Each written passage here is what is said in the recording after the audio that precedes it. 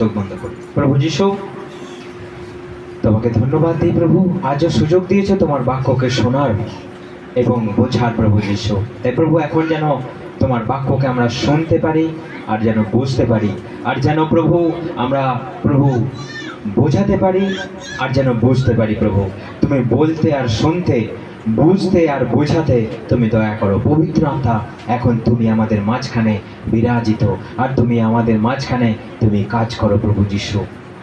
প্রভু তুমি আমাদের মাঝখানে তুমি বিরাজিত, আমাদের হৃদয় দুয়ারকে তুমি খুলে দাও এখন, যেন তোমার এই মহামূল্য বাক্য প্রবেশ করে আর সেখানে প্রভু স্থান পায়, আর যেন অনেক অনেক ফল উৎপন্ন হয়। প্রভু এটাই আমাদের ইচ্ছা, দয়া করো, করুণা করো, অনুগ্রহ দাও। এই প্রার্থনা প্রভু যীশু খ্রিস্ট তোমার নামে চায়, আমেন। প্রথম করিন্থীয় 6:9, কেউ একজন না জোরে জোরে পড়ি। তোমরা কি জানো না যে দুর্জনেরা ঈশ্বরের রাজ্যে কোনো অধিকার পাবে না? ভুল করো না। কোনো অধর্মী, লম্পট, ব্যভিচারী, সমকামী, চোর, জোচ্চোর, মাতাল, নিন্দুক ও প্রতারক ঈশ্বরের রাজ্যে কোনো অধিকার পাবে না। তোমরা কি জানো না? কে কে জানে না? এখানে বাইবেল বলছে তোমরা কি জানো না যে স্বর্গরাজ্যের অধিকারী অধার্মিকেরা পায় না? কে কে জানে না এটা? হ্যাঁ, সবাই জানি আমরা, সবাই জানি। আমাদেরকে এখানে বলতে হবে, বাইবেল আমাদেরকে প্রশ্ন করছে, আপনার দিকে আঙুল তুলছে। তোমরা কি জানো না যে অধার্মিকেরা ঈশ্বরের রাজ্যে অধিকার পাবে না? ফোনে শুনতে পাচ্ছেন? ফোনে কে ভোতার মতো বসে আছে? না, ফোনে সব ধারালো হয়ে বসে আছে, কে ভোতা নয়। ঠিক আছে, সব তীক্ষ্ণ ধারালোর মতো কান খাড়া করে সবাই শুনবেন। তারপর লেখা আছে ভ্রান্ত হও না, মানে বোকা হও না। তোমরা বোকা কি? কে কে বোকা এখানে? কে কে বোকা?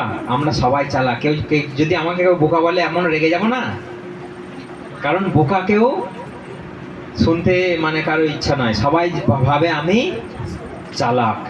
সেই জন্য এখানে বাইবেল বলছে ভ্রান্ত হও না। চলতি ভাষায় কি লেখা আছে? হ্যাঁ, আমরা নিজেকে কে ঠকায়? যে বোকা, তাই তো? সেই জন্য ঘুরে ফিরে সে বোকাই হচ্ছে। তুমি কি বোকা? কে বোকা? আমি সবাই চালাক, আমরা সবাই চালাক। সেই জন্য বোকা হও না, ভ্রান্ত হও না, নিজেকে ঠকিও না। যারা ব্যভিচারী, যারা প্রতিমা পূজক, যারা পরদারগামী, যারা এই সাধু ভাষাতে একটু উন্নত ভাষা তো ওই জন্য বোঝা যাবে না, আমরা 10 থেকে পড়ি আর একবার। হ্যাঁ, লম্পট, অধর্মী, লম্পট, ব্যভিচারী, সমকামী, চোর, জোচ্চোর, মাতাল, নিন্দুক ও প্রতারক। চোর, জোচ্চোর, এখানে একটা সুন্দর কথা লেগেছে, জোচ্চোর। এগুলো ওরা কারা? হ্যাঁ, কারা জোচ্চোর? কারা মানে জোর করে যারা চুরি করে নেয়, জোর করে যারা নিজের অধিকারে করেন, তারা জোচ্চোর, তাই তো? তাহলে এরম আমাদের জীবনে যদি মিলে যায় তাহলে কিন্তু খুব সাবধান। তাহলে কিন্তু শেষে কি লেখা রয়েছে? ঈশ্বরের রাজ্যের অধিকার পাওয়া যাবে। আমরা এই প্রেমের বাণী থেকে পড়ি একবার, পড়ো তো 10 থেকে। তোমরা নিশ্চয়ই জানো যে ঈশ্বরের রাজ্য আধ্যাত্মিক লোকেদের কোনো স্থান নেই। নিজেকে ঠকিও না। যারা ব্যভিচারী, অর্থনৈতিক যৌনচারী, যারা প্রতিমা পূজা, যারা কুঞ্চলি ও হিংসকালী, ঈশ্বরের রাজ্য এদের কোনো অধিকার নেই। এইরকম যারা চোর, লোভী, মাতাল, যারা পরনিন্দা করে ও যারা প্রতারক, তারা ঈশ্বরের রাজ্য অধিকারী হবে না। ঠিক আছে, আমাদেরকে এগুলো মিলাতে হবে। এখানে লেখা রয়েছে প্রকাশিত বাক্য 21:8 এই একই কথা লেখা রয়েছে, এখন পড়ার দরকার নাই। সেই একই কথা লেখা রয়েছে যে যারা মিথ্যাবাদী, যারা চোর, যারা নরহত্যা করে, যারা ব্যভিচার করে, আর যারা প্রতিমা পুজো করে, তাদের জন্য স্থান কোথায় হবে না? স্বর্গে হবে না। এখন ধরুন এইগুলো আমাদের জীবনে মিল আছে, কারো কারো জীবনে ধরুন কথাই বলছে মিল আছে। ধরুন কেউ মরে গেল, এই অবস্থায় নিয়ে মারা গেল, এইবার যদি আপনি তার জন্য শ্রাদ্ধ করুন, বিরাট শ্রাদ্ধ করুন, তাকে স্বর্গে পাঠানো যাবে? কেন পাঠানো যাবে না? কারণ বাইবেল কি বলছে? ঈশ্বরের বাক্য কি বলছে? ঈশ্বর কি বলছে? যে অধার্মিকেরা ঈশ্বরের রাজ্যে জায়গা, কিন্তু আমরা কি করছি? একটা পাপী, এই সমস্ত পাপ নিয়ে সে মারা গেল, এই সমস্ত পাপ নিয়ে সে মারা গেল, কিন্তু আমরা তার জন্য শ্রাদ্ধ করছি, গোষ্ঠীর ছড়াত করছি, স্বর্গে আমরা ঠেলে ঠেলে তাকে পাঠানোর চেষ্টা করছি।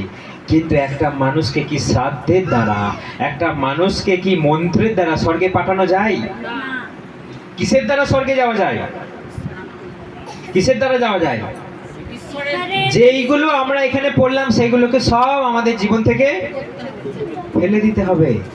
যারা যারা এইগুলো এই এই যে আমরা পয়েন্টগুলো আমরা দেখলাম, এক একটা অধার্মিকতার শব্দকে আমরা দেখলাম, এই সব জিনিসগুলোকে আমাদের কি করতে হবে? জীবন থেকে ছিঁড়ে ফেলে দিতে হবে। আমরা দেখেছি টিউমার কেমন অপারেশন করে, টিউমার শেকড় গজায়, ক্যান্সার শেকড় গজায়, সেই জন্য ক্যান্সারের নিরাময় হয় না। সে এমন জেকে বসবে, চারিদিকে শেকড় গজিয়ে, আপনি এখানে কেটে দেবেন, ও ওখান থেকে গজিয়ে যাবে। সেরকম যদি টিউমার যদি শেকড় গজিয়ে সেখানে জেকে বসে, অপারেশন করলেও উপায় নাই, সে বারবার হবে। সেই জন্য আমাদের পাপটা যদি জেকে কোথাও বসে থাকে, আমি পারছি না মানে সে শেকড় গেজে বসে আছে, তাকে নির্মূল করতে হবে আপনাকে। আমাদের যেই কুরমুন থেকে আসে ওই দাদাটা, আমরা রাত্রিবেলা সেদিনকে এখানে নাইট প্রেয়ার করছি, ফাস্টিং, ওর মধ্যে জেকে বসে আছে, যখনই প্রার্থনা করে এইগুলো সব মোটা হয়ে যাচ্ছে। তার মানে কি, ও একদিনে যাবে না, ওকে গন্তুক করা হয়েছে, তান্ত্রিক করা হয়েছে, ওর ভেতরে ওই পাপকে বসানো হয়েছে, সেই জন্য সহজে যাবে না। যখন এমনি গল্প হচ্ছে, বাইবেল পড়া হচ্ছে, সব ঠিক আছে, প্রার্থনা যেই শুরু হচ্ছে, পবিত্র আত্মার উপস্থিতি এরকম করছে, মানে দেখলে ভয় লাগবে। আমি বলছি রে কি হচ্ছে রে, কি হচ্ছে রে এগুলো আবার। তো তখন আমরা প্রার্থনা করছি, ও তখন নিজেই বলছে যে এইগুলো আমার আগে হতো না, কিন্তু যখনই আমি প্রার্থনাতে আসছি তখনই আমার এইগুলো আমি দেখছি। আমি ও প্রার্থনা করছে এইখানটা, আমি রানিং দিয়ে প্রার্থনা করছি, তাপসদা প্রার্থনা করছে এইখানটা, আমি দেখছি ও বেঁকে যাচ্ছে কেন এরকম, আর গলাটা আমি লক্ষ্য রাখছি যে এরকম সাপের মতো মোটা হয়ে এইখানটা ফুলে যাচ্ছে, আর এরকম বেঁকে যাচ্ছে, এরকম করছে, মানে যখনই খেতে যাচ্ছে। সেই জন্য যখনই এই ধরনের পাপ জেকে যেখানে বসবে, সেইগুলোকে আমাদের নির্মূল করতে হবে প্রার্থনার মধ্য দিয়ে। একদিনে যাবে না, ওটা অপারেশন করলে একদিনে যাবে না, ওকে লেগে থাকতে হবে, ওকে মানে জেকে, ও যেমন জেকে বসে আছে, আমাকেও জেকে প্রার্থনা করতে হবে, আমাকে উপোস প্রার্থনা করতে হবে, রাত্রিতে প্রার্থনা করতে হবে, অমাবস্যা রাত্রিতে প্রার্থনা করতে হবে, তবে একটু একটু একটু করে শয়তানের শক্তি সেখান থেকে আউট হয়ে যাবে। হালেলুয়া। যদি আমরা প্রার্থনা না করি, বাইবেল বলছে, প্রভু যীশু খ্রিস্ট বলছে, কিছু কিছু আছে এই ধরনের পরিস্থিতি, প্রার্থনা না করলে মোটেই যাবে না। আপনি প্রার্থনা করাচ্ছেন, খুব ভালো, আপনি বড় পাস্টারকে দিয়ে প্রার্থনা করাচ্ছেন, খুব ভালো, সেই মন্দাটা যখনই বড় পাস্টার প্রার্থনা করবে, সে করে নড়বে, সে ধূপ করে পড়ে যাবে, সে কিন্তু পালিয়ে যাবে না, কারণ সেখানে সে টিউমারের মতো জেকে শেকড় গেড়ে বসে আছে। তাকে দূর করতে গেলে আপনার সেলফ ডেলিভারেন্স দরকার, অর্থাৎ নিজে নিজে আপনি প্রার্থনা করুন, প্রভু আমাকে মুক্তি দাও, প্রভু যে যাই গন্তুক করুক, যে যাই তান্ত্রিকের কাজ করুক, তুমি আমাকে মুক্তি দাও। এটা হচ্ছে আমাদের প্রার্থনা, প্রভু তুমি আমাকে নিজ মুক্তি বলে, এটাকে বলা হয় উপোস। রাত্রির বেলা, অমাবস্যা রাত্রির বেলা, যাদের মধ্যে তান্ত্রিকের কাজ আছে, যাদের মধ্যে বশীকরণের কাজ আছে, তাদেরকে রাত্রির বেলা উপোস করতে হবে, অমাবস্যা রাত্রির বেলায়। তখন বলতে হবে, প্রভু তুমি আমাকে সেলফ ডেলিভারেন্স দাও, আমাকে নিজ মুক্তি তুমি দাও। কেউ কোনো পাস্টার পারবে না। পাস্টার কোনগুলো করবে? যেগুলো উড়ে এসে জুড়ে বসলো, সেগুলো প্রার্থনা করলে আউট করলেই সেটা তারা পালিয়ে যাবে, ধমক দিলেই তারা পালিয়ে যাবে। কিন্তু যাকে বসানো হয়েছে তাকে সেলফ ডেলিভারেন্স দরকার। আপনি উপোস না করলে সেই আত্মা তাড়ানো যাবে না। অমাবস্যা রাত্রির বেলা আপনি উপোস করুন, রাতের বেলা প্রার্থনা করুন, আস্তে আস্তে তার শক্তি নির্মূল হয়ে যাবে। সেই টিউমারের মতো, ক্যান্সারের মতো মন্দ আত্মা, এই ধরনের পাপ আউট হয়ে যাবে। হালেলুয়া। আপনি ভাববেন না যে আপনার টিউমার হয়নি, আপনি ভাববেন না আপনার ক্যান্সার হয়নি। যে কেউ এখনো ধূপ ঘোরায়, যে কেউ মূর্তিকে পুজো করে, তার ক্যান্সার আছে। যে কেউ এখনো এইখানের পাপগুলোর মধ্যে আছে, আমরা একবার রিপিট করি, এই পাপগুলো, আপনি ভাববেন না যে আমি ভালো আছি। আপনার কাছে এই পাপ আছে মানে আপনার কাছে টিউমার আছে। আপনার কাছে এই পাপ এখনো লুকিয়ে আছে মানে আপনার ভেতরে ক্যান্সার আছে। ক্যান্সার ধরে গেলে মুশকিল হয়ে যায়। একটা মানুষ ক্যান্সার ধরে গেলে বাঁচানো তাকে মুশকিল হয়, ঈশ্বরের দয়ায় সে বেঁচে যায়। ঈশ্বরের, আমরা দেখেছিলাম সেই ডাকাত কি স্বর্গে যাবার যোগ্য ছিল? সে কেন স্বর্গে গেল? কেন গেল? প্রভুকে বিশ্বাস করে, প্রভুর অলৌকিক শক্তিতে সে, তার কাছে ক্যান্সার ছিল, তার মানে তার কাছে যেই পাপ ছিল সেটা ক্যান্সারের তুল্য, তার কাছে যেই পাপ ছিল সেটা টিউমারের তুল্য, ব্রেন টিউমারের তুল্য। সেটা থেকে মুক্তির উপায় ছিল না, কিন্তু by the grace of god, মানে প্রভুর অনুগ্রহ হইতে সেই ক্যান্সারের মতো, টিউমারের মতো রোগ ভালো হয়ে যায়। অর্থাৎ তুমি যতই পাপ করো না কেন, তুমি যদি সেইটাকে ত্যাগ করবার জন্য তোমার ইচ্ছা থাকে, তোমার চেষ্টা থাকে, প্রভু তোমাকে মুক্তি দেবে। হালেলুয়া। সেই জন্য আমরা আরেকবার দেখি, এক একটা শব্দকে আমরা দেখব। কোনো অধর্মী, হ্যাঁ। লম্পট, ব্যভিচারী, হুম। বোকামি, চোর, জোচ্চোর, মাতাল, নিন্দুক, একটা একটা করে বলি। চোর, জোচ্চোর, মাতাল, নিন্দুক, তারপর প্রতারক ঈশ্বরের রাজ্যে কোনো অধিকার পাবে না। ঈশ্বরের রাজ্যে কোনো অধিকার পাবে না। এক একটা পার্টিকুলার শব্দ এখানে আমাদেরকে রেফারেন্স করা হয়েছে। এক একটা পার্টিকুলার শব্দকে আমাদেরকে বলা হয়েছে এই পাপ। আপনি বলে দিলেন যে সবাই পাপী, কিন্তু কে কি পাপ করছে সেই ধরনের এক একটা পার্টিকুলার পাপকে এখানে উল্লেখ করা হয়েছে। তোমার মধ্যে যদি এই ধরনের পাপ থাকে, তাহলে তুমি ভেবো না আমি স্বর্গে চলে যাব। তুমি ভেবো না যে আমি ঈশ্বরের রাজ্যে প্রবেশ করব, আমি ঈশ্বরের কাছে গিয়ে সিংহাসনের সম্মুখে দাঁড়িয়ে আরাধনা করব। আমরা আরেকবার দেখি, আমরা প্রকাশিত বাক্য বার করি। প্রকাশিত বাক্য 21 অধ্যায় 8, কারণ এটা একদম ক্লিয়ার ভাবে আমাদেরকে নির্দেশ করছে যে কি কি পাপ। কিন্তু যারা ভীরু, অবিশ্বাসী, কুলসিত, নরঘাতক, ব্যভিচারী, জাদুকর, কৌতলিক ও মিথ্যাবাদী, তাদের সকলেরই গতি হবে জ্বলন্ত অগ্নিময় বন্ধক হবে। আচ্ছা, এখানেও কি কি পাপ আছে? এখানের সঙ্গে মিল আছে না নেই? এখানের সঙ্গে 2-4টে মিল আছে, কিন্তু 2-4টে নয়। এখানে শুধু চোর জোচ্চোর গুলো বলা আছে, এখানে চোর জোচ্চোর বলা নাই। এখানে শুধু ভীরু, অবিশ্বাসী, ঘৃণার্হ, নরঘাতক, বাকি সবই এক। মিথ্যাবাদী সব জায়গাতেই আছে। সেই জন্য এই ধরনের পাপীরা যখন মারা যায়, আপনি কলার সঙ্গে, আপনি কালো জিনের সঙ্গে পিন্ডি চটকাচ্ছে? হ্যাঁ, বাইবেল ক্লিয়ার করে বলছে যারা এই ধরনের চোর, জোচ্চোর নেই, জোচ্চোর এখন গাদা আছে, মানে লোকের মেরে নেবার জন্য ব্যস্ত। লোকের পেলে সে যেন মনে হয় যেন সেটা মধু, হয় না? যে কেউ যদি আমাকে নেমন্তন্ন করে, এমন খেয়ে নেবো না, মানে পরের পেলে, ফিরিতে পেলে একবারে সেই যাতা করে আমরা মেরে দিই।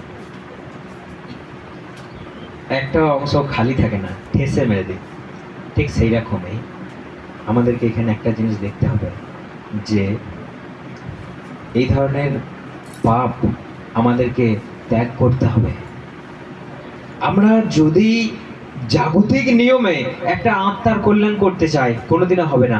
এই সব আমরা দেখছি যে মানুষ মাংসের দিক থেকে কাজ করছে, মানে শারীরিক দিক থেকে, জাগতিক দিক থেকে মানুষ উপায় খুঁজে বেড়াচ্ছে যে আমি একটা মানুষকে আমি হেল্প করব না, একটা মানুষকে আমি খেতে দেবো না, একটা মানুষকে আমি জল দেবো না, মরে যাওয়ার পরে জল দেবো।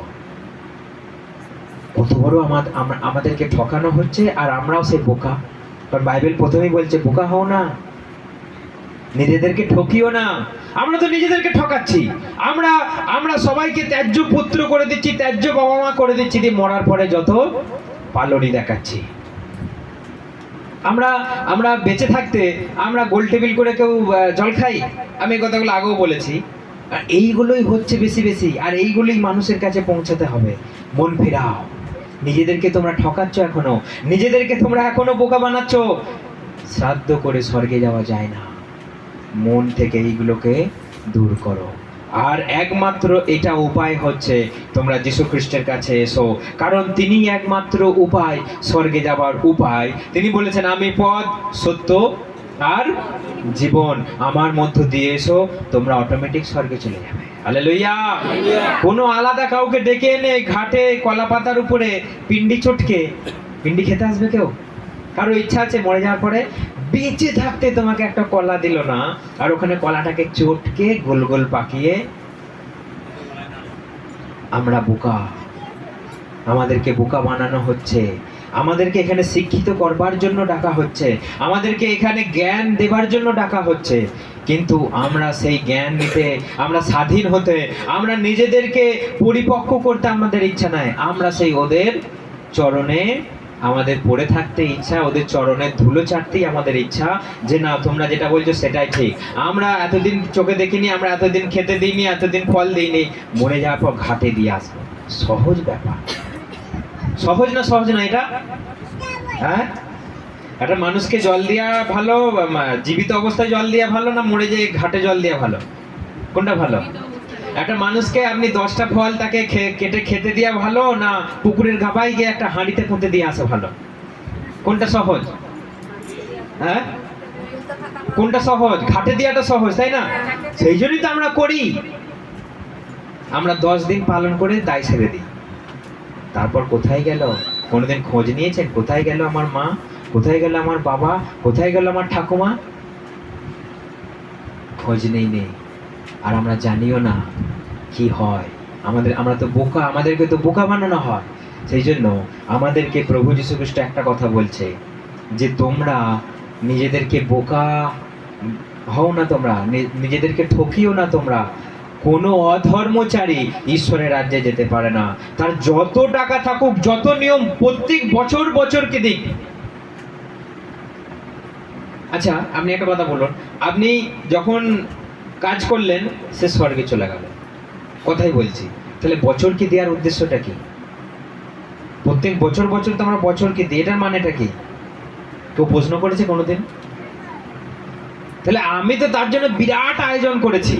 আমি শ্রাদ্ধ অনেক দেখেছি, বর্ধমানের শ্রাদ্ধ, বাবারে 1 কাঠা জায়গা জুড়ে থালা বসানো থাকে, কাঁসার থালা, আর রাজ্যের ফল চাল ডাল, আমি দেখেছি। তাহলে আপনি এত আয়োজন করে তো তার জন্য স্বর্গে যাওয়ার ব্যবস্থা করলে, তাহলে আবার বছর কি কেন? এইটার মানে কেউ উত্তর দিতে পারবে না। তাহলে আমি তো পাঠিয়েছি, তাহলে আবার সে কি যায় না? সে কি এখনো আঁধারে পাঁধারে ঘুরে বেড়াচ্ছে? গাছের ডালে ঝুলে আছে নাকি এখনো? তেঁতুল গাছে, বাঁশ গাছে আছে নাকি এখনো? তাহলে আমরা কোথায় আজ পড়ে আছি? আজকে আমরা কি কত রকম ভাবে আমাদেরকে ঠকাচ্ছে। মানে অতগুলো নিয়েও ওর খুশি নয়, আবার ভয় দেখাচ্ছে বছরে একবার দিতে হবে। তার মানে আবার আপনার কাছ থেকে কিছু মেরে নেওয়ার ধান্দা। সেই জন্য বাইবেল বলছে নিজেদেরকে ঠকিও না। Hallelujah, hallelujah, hallelujah. কে বোকা? কে বোকা? হ্যাঁ, যারা এইগুলোকে জেনেও ওদের ওইদিকে ছাই দেয়, ওদের মতো কাজ করতে চায়।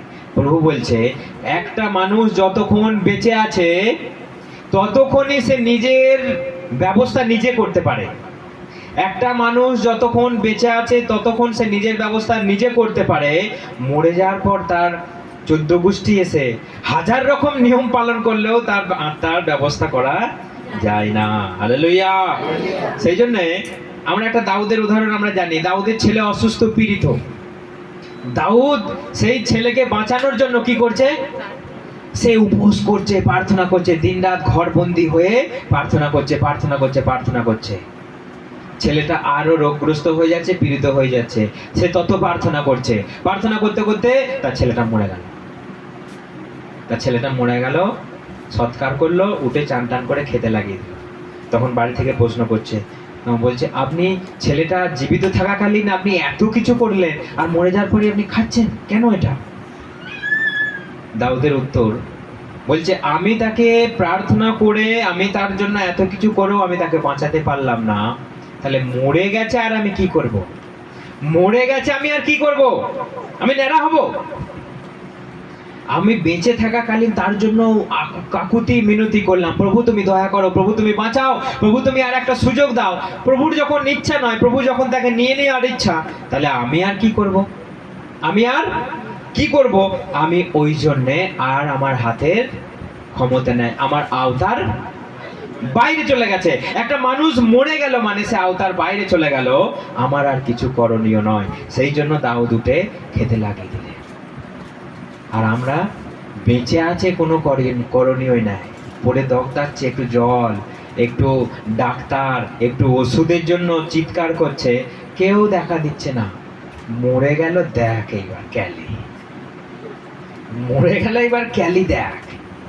লোক দেখিয়ে ফল এনে কেটে তারা দেখিয়ে আবার জল খেতে হবে, আবার এমনি এমনি জল খাওয়া যাবে না। যত ক্যালি আমাদের মরে যাওয়ার পরে, কিন্তু বাইবেল বলছে বেঁচে থাকতে যত ক্যালি তুমি দেখাও। হালেলুয়া! কতটা তফাৎ, কতটা ফারাক। বাইবেল বলছে বেঁচে থাকতে তুমি একটা মানুষের প্রতি সহানুভূতি, কৃতিত্ব দেখাও, মরে গিয়ে তুমি ঢং দেখাচ্ছ, ন্যাড়া হচ্ছ, আবার টিকি রাখছো। মানে ওই টিকিটে রাখার কারণটা কি? হ্যাঁ, টিকি রাখার কারণ ধার্মিক, চৈতন্য রাখার কারণ হচ্ছে ধার্মিক। কিন্তু বাবা মা মরে গেলে ন্যাড়া হওয়ার সময় টিকিটা কেন রাখে? একটুখানি রেখে দেয় না? মানে যদি একজনা বেঁচে থাকে ওর জন্য রেখে দেয়। মানে একজনা আছে তো দগ্ধ আর একজনা থাকো, যখন দুজনারই হয়ে যায় সে পুরো চেঁচে দেয়। কিন্তু যখন একজনা বেঁচে থাকে একটুখানি রেখে দেয়, মানে ওর জন্য একটু রেখে দিল, একটু মানে এর পরের বারে ওইটাও চেঁচে দেবো। তাহলে হ্যাঁ, অনেক কারণ আছে, শুধু ওইটা নয়, অনেক ম্যাটার আছে এখানে, অত বলে আমাদের লাভ নাই। কিন্তু আমাদেরকে একটা জিনিস জানতে হবে, একটা মানুষ পাপী অবস্থায় মরে গেল, আত্মায় পাপ করে মরে গেল, তার জন্য আপনি আর আমি কিচ্ছু করতে পারবো না। সেই জন্য বাইবেল বলছে একটা মানুষ বেঁচে থাকতে তার জন্য প্রার্থনা করো, বেঁচে থাকতে প্রার্থনা করো, বেঁচে থাকতে প্রার্থনা করো, তাকে নিয়ে এসো, তাকে তুমি প্রভুর কথা বলো, তাকে তুমি স্বীকার করাও যে আমি পাপী, আমি ভুল করেছি, প্রভু তুমি ক্ষমা করো। প্রভু আজকে ক্ষমা করবে। মরে গেলে আর আমাদের হাতে নেই, এটাই সত্যি কথা। মরে গেলে চলে গেল, আমরা জানার চেষ্টা করি না কোথায় গেল, কিন্তু এটাই সত্যি কথা। তার জন্য এবার অপেক্ষা করছে নরকের আগুন, কষ্ট, যন্ত্রণা, আর্তনাদ। সেই জন্য আমাদেরকে এখানে বাইবেল বলছে যে স্বর্গে যাবার উপায় কি? স্বর্গে যাবার উপায় হচ্ছে নিজের পাপকে স্বীকার করতে হবে। আমরা প্রথম যোহন বার করি, প্রথম যোহন 1:9। প্রথম, কিন্তু যদি আমরা নিজের পাপ স্বীকার করি, বিশ্বস্ত ধার্মিক, তিনি আমাদের সব পাপ ক্ষমা করেন এবং আমাদের সব ধার্মিকতা থেকে সূচি করেন। যদি আমরা বলি যে আমরা পাপ করিনি, তবে তাকে মিথ্যাবাদী করি এবং তাহার বাক্য আমাদের মধ্যে নেই। অর্থাৎ এখানে বলছে যে তুমি যদি পাপ স্বীকার করো, তোমাকে ক্ষমা করো। হালেলুয়া! আপনার কর্তব্য হচ্ছে এইটা, যতদিন একটা মানুষ বেঁচে আছে, আপনার বাবা হোক, মা হোক, দাদু হোক, ঠাকুমা হোক, 14 গোষ্ঠী হোক, আপনি তাকে বলুন যে বলো আমি পাপ করেছি, প্রভু যিশু তুমি আমাকে ক্ষমা করো। আপনি সে মরে যাওয়ার পরে যদি আপনি ন্যাড়া নাও হন, আপনি যদি 3 দিন ওই নিরামিষ যদি নাও খান, আপনার কোনো কিছু হানি হবে না। মানুষ আমরা ভয়ে করি যে অশৌচ পালন, আমরা তো বলি না, আমরা তো ওষুধ পালন বলি। যদি কেউ তেল খেয়ে নেয়, যদি কেউ ডিম ভাজা খেয়ে নেয়, ভয় দেখাবে, খোশ হবে, ভয় দেখাবে তোর কিছু হয়ে যাবে। কিন্তু একটা মানুষ মরে যাওয়ার পরে তার কোনো ক্ষমতা নেই আপনাকে অভিশাপ দেবে। একটা মানুষ মরে যাওয়ার পরে কোনো ক্ষমতা নেই আপনার কোনো হানি ঘটাবে, আপনাকে দৃষ্টি দেবে। আপনাদের কার কার ইচ্ছা যে আমি মরে গেলে তোরা যেন বিরাট শ্রাদ্ধ পালন করিস? কার কার ইচ্ছা আছে? হ্যাঁ, আপনাদের বয়স্ক, আমাদের ঠাকুমা, বড় মাদের ইচ্ছা আছে নাকি? এই ছেলেরা আমাদের বিরাট শ্রাদ্ধ পালন করবি, কারোর ইচ্ছা আছে এরকম? হ্যাঁ, মরে গেলে 3 দিন। আচ্ছা, পায়ের তলায় আগুন। পায়ের তলায় আগুন। কেন ওই কাঠে দিয়ে দিলে হবে না? পায়েতে দিতে হবে, তার কি মানে আছে? কাঠে দিয়ে দিলে? তার মানে ঠাকুমার এখনো মনের ভেতরে খিজ রয়েছে, 3 দিন পালন করতে বলছে। আর দুজনাকার মরে গেলে কি পালন করা দরকার?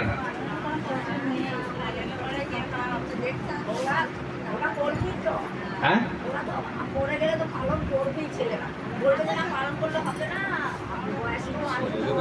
আমার কি ইচ্ছা আছে বলে, তোমার কি ইচ্ছা? হ্যাঁ, ঠাকুমা 3 দিন করে দিয়েছে, মানে 15 দিনের জায়গায় 3 দিন করে দিয়েছে। কিন্তু আপনি আজকে বাড়ি থেকে বলবেন যে আমি মরে গেলে কোনো এইসব পালন করতে হবে না, আমি মরে গেলে বরং ডিম ভাজা মাংস ভাত খাবি, তাহলে সে বুঝতে পারবে আমি মায়ের জন্য আর কিছু করে লাভ নাই, আমার মা মরে গেছে, যিশুর হাত ধরে স্বর্গে চলে গেছে। হালেলুয়া! এটা আপনাকে বোঝাতে হবে, এটা আপনাকে বোঝাতে হবে, এটা আপনাকে বোঝাতে হবে। আপনাকেও এটা বলতে হবে আমি মরে গেলে ঢং দেখিয়ে ন্যাড়া হবি না, আমি মরে গেলে ওই রকম ওই লোক দেখিয়ে একটা সাদা কাপড় পরে করার দরকার নেই। আমি জানি তারা করবে, কিন্তু আপনার কর্তব্য আপনাকে বলতে হবে আমি মরে গেলে কিচ্ছু করার দরকার নাই, আমি যে লাইনে এসেছি, আমি যার হাত ধরেছি, তুই কিছু কর আর না কর, আমি মরার পরই তার কাছে চলে যাব। হালেলুয়া! তাহলে আপনার ছেলের উপরে ডিপেন্ড করছে নাকি আপনার স্বর্গে যাবার? হ্যাঁ, পারবে?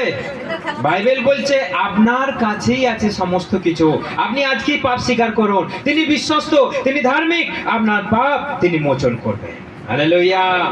বাইবেলের বাক্য 1 যোহন 1:9 কি লেখা আছে? 1 যোহন 1:9 কি লেখা রয়েছে? নিজের নিজের পাপ স্বীকার করো, তিনি বিশ্বস্ত, তিনি ক্ষমা করবেন। আর তুমি যদি পাপে মরে যাও, তোমার শুধু ছেলে কেন, তোমার শুধু মেয়ে কেন, তোমার সমস্ত পরিবার এসে যদি 3 দিন 3 রাত যদি উপোস করে যদি তোমার জন্য মঙ্গল কামনা করে, কিচ্ছু উপায় নাই।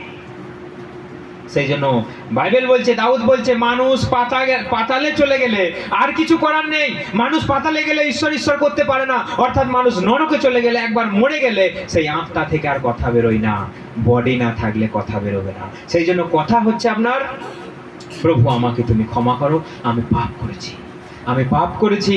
আপনি যদি রোমিও 10 অধ্যায় আপনি যদি 9 পড়েন, সেখানে লেখা রয়েছে মুখে তুমি স্বীকার করো, মুখে তুমি স্বীকার করো, হৃদয়ে বিশ্বাস করো, তোমার জন্য পরিত্রাণ। হালেলুয়া!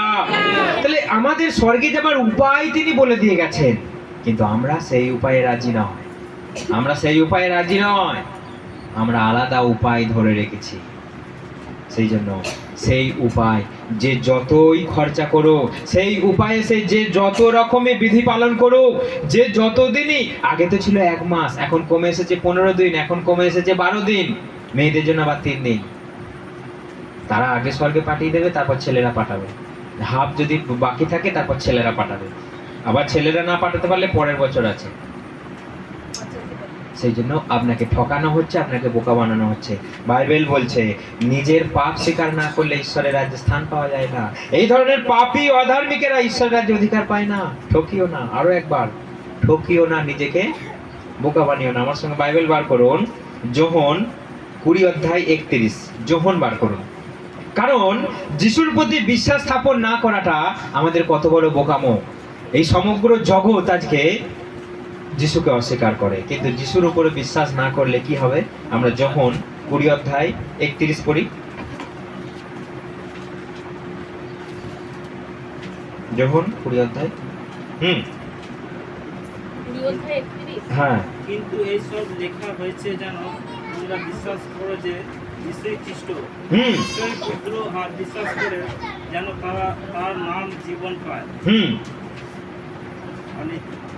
আরেকবার হ্যাঁ। এইগুলি লিপিবদ্ধ হয়েছে যাতে তোমরা বিশ্বাস করতে পারো যে যিশুই খ্রিস্ট ঈশ্বরের পুত্র, এবং এই বিশ্বাসের মাধ্যমে তার নামের মাহাত্ম্য তোমরা জীবন লাভ করো। হালেলুয়া!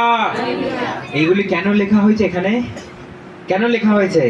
যাতে তোমরা এগুলোকে বিশ্বাস করো আর তার নামে তোমরা জীবন পাও।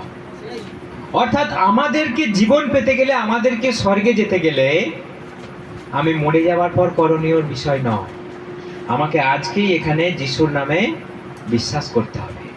কারণ সেই জন্য এখানে লেখা রয়েছে যে তিনি এলেন আর আমাদের পাপের জন্য মৃত্যুবরণ করলেন। এটা আমাদের বিশ্বাস। যদি আমরা এই পথে না চলি, নিজেদের জীবনকে পরিবর্তন না করি, যদি আত্মার জন্য আমরা এখন ব্যবস্থা না করি, তাহলে আপনার জন্য কোনো কর্মই অবশিষ্ট থাকে না স্বর্গে পাঠানোর জন্য। Hallelujah, hallelujah, hallelujah. কানে ভালো করে ঢুকিয়ে নিয়ে কান দিয়ে কোথায় যেতে হবে? হ্যাঁ, কান দিয়ে রাস্তা আছে তো? হ্যাঁ, এখান দিয়ে আছে না? না, এখানে যাবার তাহলে কান দিয়ে ঢুকছে না, এখান দিয়ে সেই বাষ্পর মতো ছ্যাঁক করে বেরিয়ে চলে যাচ্ছে। এই আগুনে এক ফোঁটা জল পড়লে কেমন হয়? হ্যাঁ, এক ফোঁটা দপ করে উপর দিকে উঠে গেল, সেরকম হচ্ছে না তো? কানে ঢুকে যাচ্ছে এখান দিয়ে গড়িয়ে গড়িয়ে। এইগুলো আমাদেরকে স্বীকার করতে হবে। এখনো উপায় আছে, এখনো মুখে যতদিন আমাদের শক্তি আছে কথা বলার, আমাদেরকে উপায় আছে। ফোনে সবাই শুনতে পাচ্ছেন? সবাই জেগে আছেন? কানে ঢুকছে? তা না হলে উপায় নেই। শোনা যাচ্ছে, ঠিক আছে। সেই জন্য আমাদেরকে এখানে একটা জিনিস চিন্তা করতে হবে। রোমিও 10:9, আমরা একবার রিপিট করি। রোমিও 10:9 কি লেখা রয়েছে? আমি মুখস্থ করেছিলাম। মুখে যে কেউ মুখে বিশ্বাস করে, মুখে স্বীকার করে, অন্তরে বিশ্বাস করে, সেই পরিত্রাণ পাবে। সেই পরিত্রাণ পাবে। তাহলে এটা কাকে বলতে হবে? এটা কাকে বলতে হবে? তাদেরকে এই কথাটা দিয়ে, বিশ্বাসের মধ্য দিয়ে তাদেরকে স্বর্গে পাঠানোর উপায়। আপনি তো নিজেই পরিত্রাণ পাচ্ছেন, আপনি আপনার পরিবারকেও বলবেন যে স্বর্গে আমাকে তোরা পাঠাতে পারবি না, আমি মরে গেলে তোরা পাঠাতে পারবি না। আমি যার হাত ধরেছি তিনি আমাকে নিয়ে যাবেন। কারণ আমি কর্ম করেছি, আমি বিশ্বাস করেছি, আমি পাপকে দূর করেছি, আমি মিথ্যা কথাকে ছেড়ে দিয়েছি, আর প্রভু এইগুলোকেই ভালোবাসে। যার ভেতরে খুঁজে পাবে পবিত্রতা, ধার্মিকতা, প্রভু যিশু তাকেই স্বর্গে নিয়ে চলে যাবেন। তোরা 1000 কর্ম করগা, তোরা 1000 দিন ব্রত পালন করগা, আমার জন্য কিছু করতে পারবি না। সেই জন্য আপনার কর্তব্য আপনার পরিবারকে এই কথাটা বলতে হবে। রোমিও 10:9, তোরা নিজের পাপ স্বীকার কর, আমাকেও আমার জন্য মঙ্গল কামনা কর, আমার জন্য প্রার্থনা কর, তাহলে আমিও স্বর্গে যাব, তোরাও মঙ্গল হবে। হালেলুয়া। গীত সংগীতা আমরা বার করি। গীত সংগীতা 41 অধ্যায়। আমরা এই বাক্যগুলোকে সবাই আমাদের মনে রাখতে হবে। গীত সংগীতা 41 অধ্যায়, 14 অধ্যায় 1। 14 অধ্যায় 1। নির্বোধ মনে মনে বলে ঈশ্বর নাই, ওরা ভ্রষ্ট, দুরাচার, সৎকর্ম করে না কেউ। স্বর্গ থেকে প্রভু পরমেশ্বর দেখেন মানব সন্তানদের, লক্ষ্য করেন তিনি সুবুদ্ধি সসম্পন্ন মানুষ কেউ আছেন কিনা, আছে কিনা কোনো ঈশ্বর সন্তান। সদাচারী কেউ নেই, একজনও নেই, সকলেই গিয়েছে বিপথে। আরেকবার পড়ি আমরা প্রথম থেকে। নির্বোধ মনে মনে বলে ঈশ্বর নাই, ওরা ভ্রষ্ট, দুরাচার, সৎকর্ম করে না কেউ।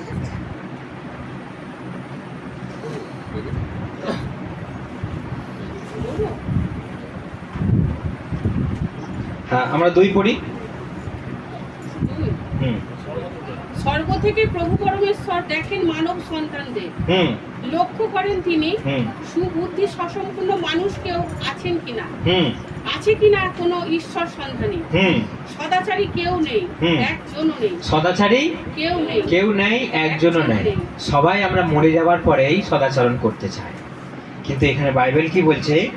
বুদ্ধিপূর্বক চলে, একজনও নেই। আমাদেরকে বুদ্ধি দিয়ে চলতে হবে। আমাদেরকে মরে যাবার পরে ওই সেই অন্ধকারে আপনি যেমন খুঁজতে যান, কেমন করে খোঁজেন অন্ধকারে?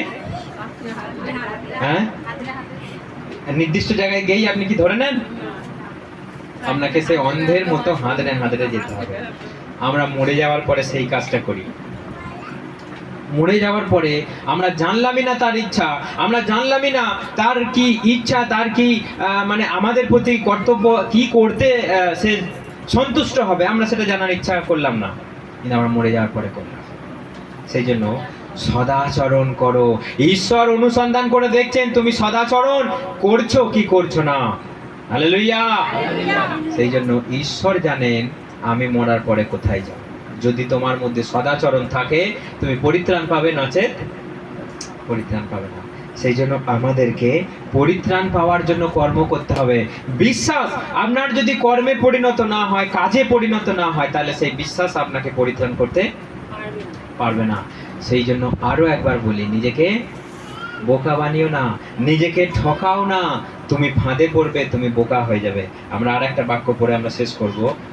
মার্ক 16 অধ্যায়, মার্ক 16 অধ্যায় 16 পড়ি তাড়াতাড়ি। মার্ক 16 অধ্যায় 16। যারা যারা বিশ্বাস করে ব্যাপটাইজ হবে তারা রক্ষা পাবে। আচ্ছা, তোমার গলা ভেঙে গেছে, বোঝা যে যাচ্ছে। বিশ্বাস করবে হুম। এবং বাপ্তিস্ম গ্রহণ করবে হুম। সেই লাভ করবে পরিত্রাণ, হ্যাঁ, এবং যে বিশ্বাস করবেন না সে পাবে অপরাধের শাস্তি। অপরাধের শাস্তি। অর্থাৎ যে অবিশ্বাস করবে তার জন্য আছে দণ্ড, নরক দণ্ড। আর যে বিশ্বাস করে বাপ্তিস্ম নেয় তার জন্য আছে পরিত্রাণ। হালেলুয়া। তাহলে পরিত্রাণ পাওয়ার জন্য কেমন বিষয়? স্বর্গে যাওয়ার জন্য কি বিষয় লাগবে? 21 দিন লাগবে, 30 দিন লাগবে, 12 দিন লাগবে, 3 দিন। এখানে লেখা রয়েছে যে কেউ যিশুকে বিশ্বাস করে আর বাপ্তিস্ম নেয় সে স্বর্গে চলে যাবে। এর থেকে সহজ বিষয় আছে নাকি? হ্যাঁ, শীতকালে যদি মরে যায়, হির হির করে কাঁপতে কাঁপতে আপনাকে জলে ডুব দিতে হয়, তখন আপনি নিয়ম করে জল দিচ্ছেন। দিই না দিন আমরা সবাই সেই 12 দিনের পালনের মধ্যে কি একদিনও কেউ গ্যাপ দেয়? দেয়? সত্যি করে কেউ দেয়? একদিনও গ্যাপ দেয় না। সে নিয়ম করে জলে ডুবে শ্রদ্ধাপূর্বক জল ঢেলে দেয়। বেঁচে থাকতে ভাই একটু শ্রদ্ধা দেখাও, বেঁচে থাকতে তার জন্য একটু দুঃখার্ত হয়ে প্রার্থনা করো। বাইবেল বলছে তার জন্য তুমি কান্নাকাটি করো। দাউদ কান্নাকাটি করতো বেঁচে থাকতে। কে কার স্বামীর জন্য প্রার্থনা করেছে? আজ হাত তোলো। কে কার স্বামীর জন্য প্রার্থনা করেছে? হ্যাঁ, কে কার ছেলের জন্য প্রার্থনা করেছে? কে কার মেয়ের জন্য প্রার্থনা করেছে? মরে গেলে কিছু করার নাই। আমাদের রায়পুর একজন মরে গেল, আর কিছু করার নাই, আমাদের কিচ্ছু করার নাই। আপনি বেঁচে থাকতে কাঁদুন, দরকার পড়লে না খেয়ে কাঁদুন, উপোস করে কাঁদুন। রাতের বেলা চোখের জলে আপনার বিছানা ভিজে যাক, আপনার বালিশ ভিজে যাক, তবুও ভালো। মরে যাওয়ার পরে বালিশ ভিজে গেলে, মরে যাওয়ার পরে পিঠে কিল মেরে, মরে যাওয়ার পরে না খেয়ে কোনো লাভ নাই। এটাই সত্যি কথা। যিশুকে বিশ্বাস করো, বাপ্তিস্ম নাও, তুমি স্বর্গে চলে যাবে। হালেলুয়া। কিন্তু মরে গেলে কি হবে? সেই জন্য আমি বারবার বলি, কে কার স্বামীর জন্য প্রার্থনা করছে? যার স্বামী আসছে না তার জন্য কাঁদো তুমি, তার জন্য উপোস করো। চার্চ খোলা আছে দিন রাত, সময় নিয়ে তার জন্য এসো। সারা সারা দিন রাত তুমি কাঁদো তার জন্য। প্রভু তাকে তুমি দয়া করো, দয়া করো, দয়া করো। প্রভু তাকে তুমি নিয়ে এসো, তার মনে তুমি কাজ করো। আপনার কান্না, আপনার চোখের জল প্রভু দেখবে। হালেলুয়া। আপনার চেষ্টা দেখবে, আপনার প্রিয়জনকে আপনি কিভাবে প্রভুতে আনতে চান প্রভু দেখবে, আর প্রভু উপায় তৈরি করবে, তাকে প্রভুর কাছে নিয়ে আসবে। হালেলুয়া। কিন্তু মরে যাওয়ার পর কিছু লাভ নেই। মরে যাওয়ার পর আমাদের হাতে আর নেই। মরে যাওয়ার পর আমাদের হাতে সত্যি করেই নেই। একটা মানুষ যতক্ষণ বেঁচে আছে আপনার হাতে আছে। কি করতে পারেন? আপনি দিনরাত তার জন্য প্রার্থনা করুন, উপোস করুন। প্রভু তুমি তাকে বাঁচাও, বাঁচাও। মরে গেলে আমি আর কিচ্ছু করতে পারবো না। মরে গেলে তখন পালনি ছাড়া আর কিচ্ছু নেই। পালনিতে কোনো উপকার নেই, পালনিতে কোনো উপকার নেই। পরিষ্কার জেনে নিলাম আমরা, আর কোনো প্রশ্ন থাকারও কথা নয় যে মানুষ মরে গেলে কি ভূত হয়ে আসবে আমাকে, আমি যদি পালনি না করি।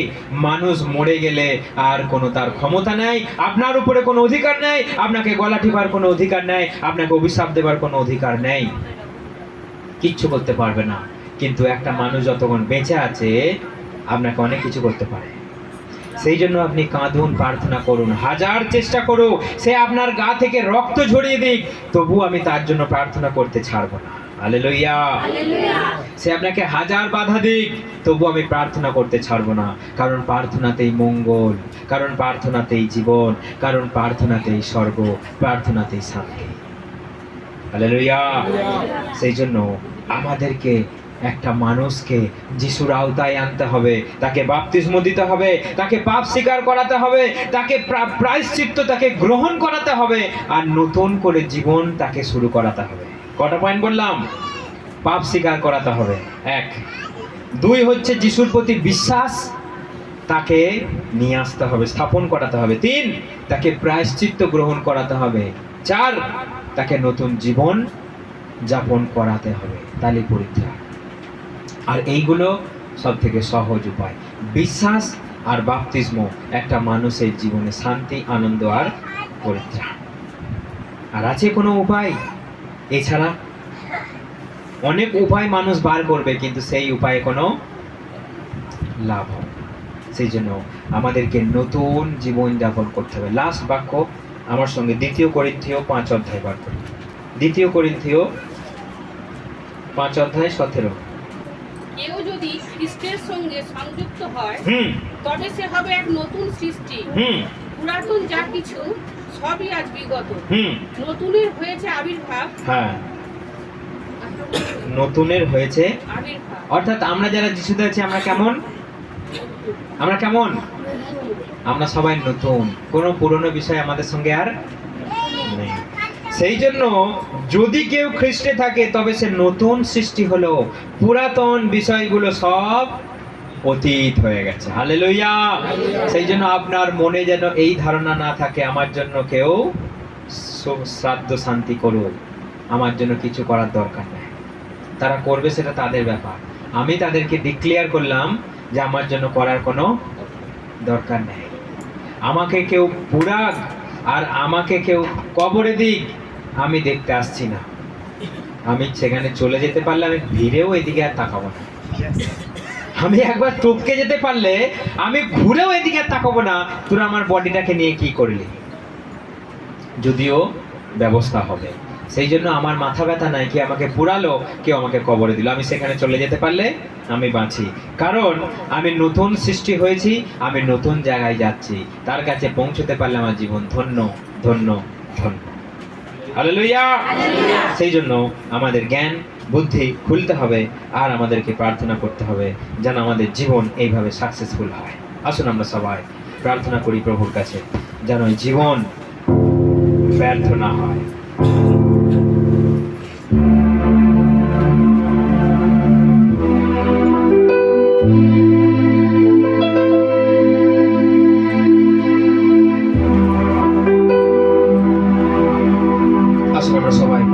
চোখ বন্ধ করি।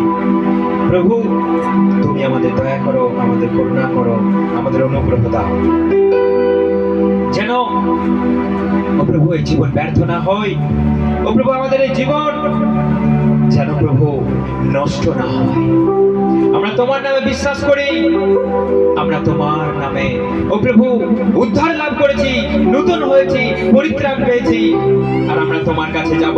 এটা আমাদের বিশ্বাস, এটা আমাদের ও প্রভু যিশু তোমার প্রতি আমাদের ও প্রভু আস্থা, যে তুমি আমাদেরকে ত্যাগ করবে না, আমাদেরকে ছাড়বে না। প্রভু যিশু খ্রিস্ট, তুমি দয়া করো, তুমি করুণা করো, তুমি অনুগ্রহ দাও প্রভু যিশু খ্রিস্ট। হালেলুয়া।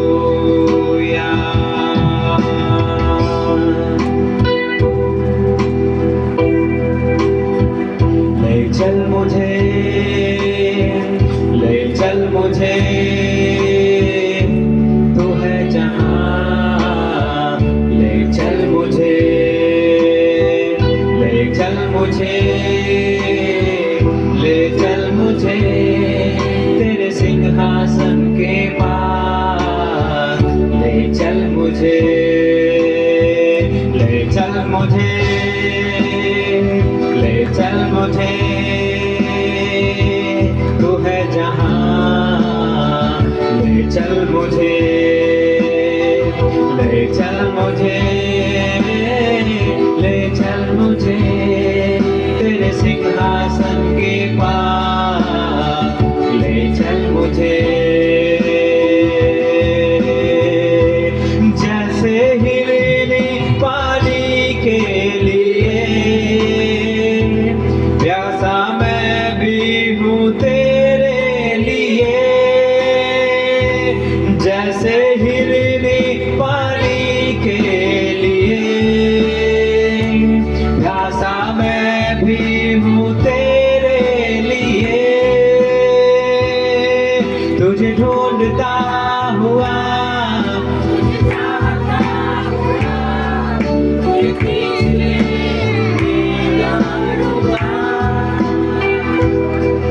तुझे ढूंढता हुआ, तुझे चाहता हुआ, मुझे खींच ले, मैं करूँगा।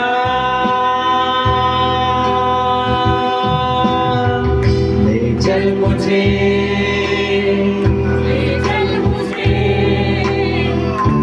तू है जहाँ, ले चल मुझे,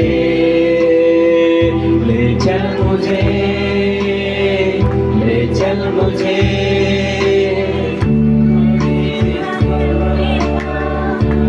चल मुझे।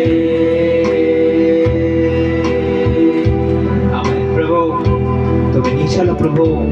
ও প্রভু, আমার জন্য কেউ কিছু করুক আর না করুক, আমি জানি আমার জন্য তুমি প্রাণ দিয়েছো, আর সেটাই যথেষ্ট, আর সেটাই যথেষ্ট আমার স্বর্গে যাবার। ও প্রভু, আমার জন্য কেউ উপোস করুক আর না করুক, তুমি আমার জন্য দুঃখ, কষ্ট, যন্ত্রণা, আমার পাপকে তুমি ও প্রভু তুলে নিয়েছো প্রভু, তাই সেটাই আমার যথেষ্ট। আশীর্বাদ করো, অনুগ্রহ দাও, আমাদের সকলের সঙ্গে সঙ্গে থাকো। তোমার নামের গৌরব হোক, তোমার নামের মহিমা হোক, তোমার নামের প্রশংসা হোক, যেমন স্বর্গে তেমন পৃথিবীতেও তোমার ইচ্ছা পূর্ণ হোক। এই প্রার্থনা ঈশ্বর একমাত্র প্রিয় পুত্র প্রভু যীশু খ্রিস্ট তোমার নামে চাই। Amen, amen, amen, amen.